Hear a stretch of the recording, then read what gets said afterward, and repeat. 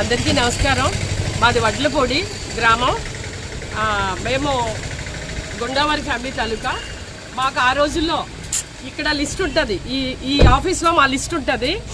మా ఇంట్లో ఒక్కరికి కూడా సైట్ రాలేదు. అయినా అలా ఫైట్ చేసి ఇగోండి ఈ స్థాయికి వచ్చాము.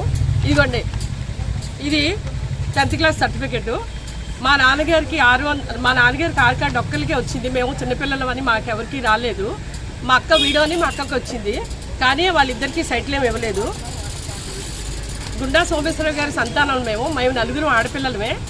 సో మా నాన్నగారు ఆర్ కార్డు నాకు ట్రాన్స్ఫర్ చేశారు. ఆ రోజుల్లో 10th క్లాస్ నుంచి ఈ ఏరియా అంతే తిరిగి అలాగా ట్రాన్స్ఫర్ చేస్తే అది మొత్తానికి ఎలాగో నాకు జాబ్ ఇచ్చారు. 1992లో స్టీల్ ప్లాంట్ హాస్పిటల్ జాబ్ వచ్చింది, కానీ సైట్ ఎక్కడ అలాట్ చేయలేదు. మళ్ళీ మైనర్ కోటాలో మాకు ఇస్తామన్నారు, అది కూడా ఇవ్వలేదు. తప్పటి నుంచి తిరిగి ఇప్పుడు రిటైర్ అయిపోయి ముసలిసం అయిపోయింది. ఉపాధి లేకుండా, ఏ ఆధారం లేకుండా మా అక్కని నేనే పెంచాను. ఎందుకంటే మా ఇంట్లో జాబ్ నా ఒక్కదానికి వచ్చింది.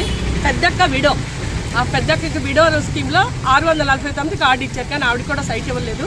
తర్వాత చెల్లి కూడా 10th క్లాసే, వడ్లపూడిలోనే చదువుకున్నాం. ఇది నేను, ఇది మా అక్క, ఇంకో అక్క. సో ఇది మాకు న్యాయం జరగాలని కోరుకుంటున్నాం. మేమేమీ అడగట్లేదు.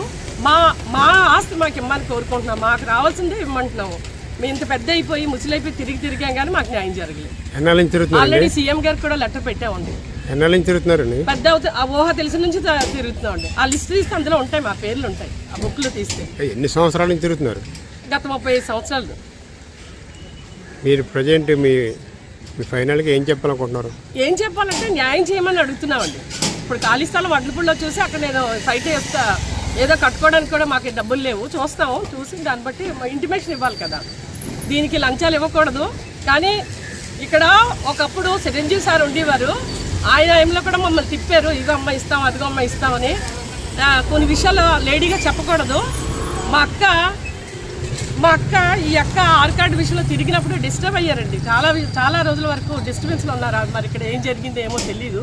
బయటికి చెప్పుకోలేక, ఆడపిల్లలు కదండి, చిన్నవాళ్ళం కదా, చాలా దారుణం అనమాట. ఎవరికి చెప్పుకోలేక ఆవిడ చాలా రోజుల్లో డిప్రెషన్లోకి వెళ్ళిపోతే వాళ్ళ అమ్మాయి చక్కగా వాళ్ళ అమ్మని కాపాడు